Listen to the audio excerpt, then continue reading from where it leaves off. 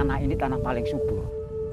Yang saya katakan subur itu dikarenakan panennya 1 tahun 3 kali itu sudah layak, bukan kok hanya kata-kata tok, itu tidak layak sekali.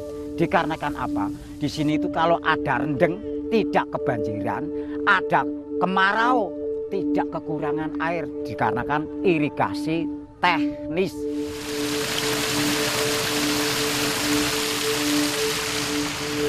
Di Ponowaring itu memang lahannya yang kena itu 23 hektar. Kalau wilayah Karageneng kan berarti 150 hektar, itu khususnya lahan sawah. Yang per tahun panennya kan 3 kali. Itu karena apa? Debitnya air itu kan memang maksimal, Mas. Tidak bisa kekurangan, karena ini memang debitnya air saya airkan sedikit, karena apa? Masih musim panen. Jadi kalau musim panen, memang saya pintu itu saya turunkan. Karena apa? Yang panen itu petani jangan sampai kerepotan. Nah, dan nanti setelah ada penggarapan, petani khususnya, saya tambah lagi naikkan pintu biar air bisa meluap, bisa dibagi seluruh di mana tempat akan dikelola oleh petani.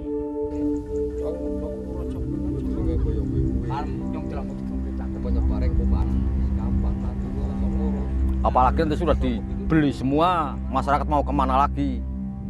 Apa nggak bubar, jadi kere lagi orang bagian sini itu akan kerja di mana? Lahannya sudah nggak ada.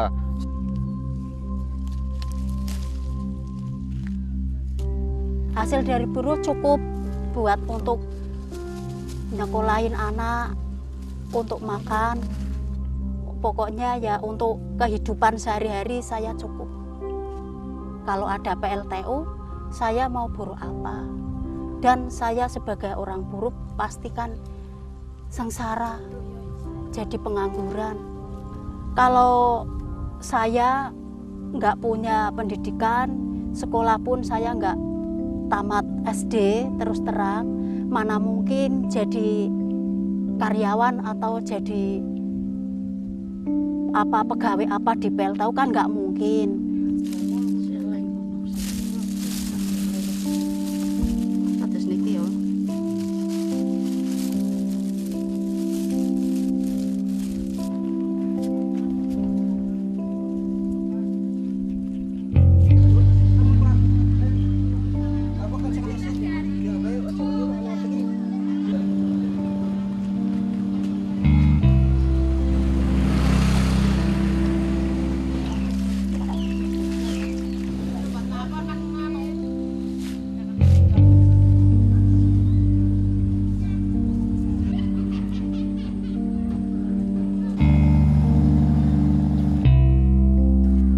Potensi laut di wilayah Roban ini sangat produktif dengan hasil yang memenuhi kebutuhan sehari-hari. Artinya ini adalah memberikan satu gambaran bahwa perairan di sekitar kita ini sangat produktif.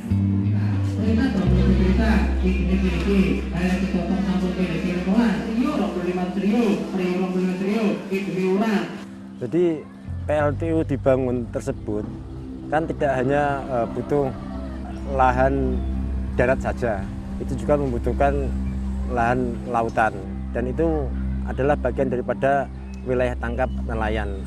Saat ini padahal di daerah yang akan dibuat PLTU adalah salah satu sumber ikan terbanyak, Mas. Di daerah wilayah Ujung Negoro, di sana kan ada karang yang namanya karang perketek, dan juga ada terumbu karang.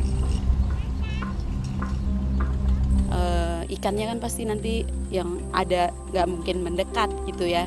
Jadi kita mau makan apa, Mas? Sementara satu kan penghasilan suami saya kan nelayan.